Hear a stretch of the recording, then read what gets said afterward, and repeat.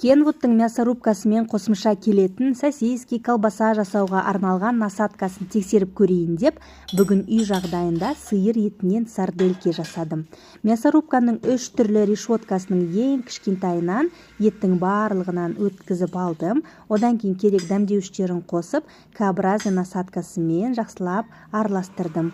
Ары қарай сосискиге арналған бір келкі массаны шығару үшін блендеріне салып, етті жақсылап езіп алдым. Содан кейін мясорубкамен бірге келетін осындай қосымша насадкасын орнатып, сарделькиді жасап шықтым. Дәл қазіргі Kenwood'та жүріп жатқан акция бойынша сіз машинаны алу арқылы осындай мясорубка болсын, тағы да басқа қосымша бір насадканы сыйлыққа ала аласыз. Және де менің промокодымды қолдану арқылы сізді өзімнің жабық парақшама қосып, ол жерде сосискидің, колбасаның тағы да көптеген мастер-классты тегін беремін.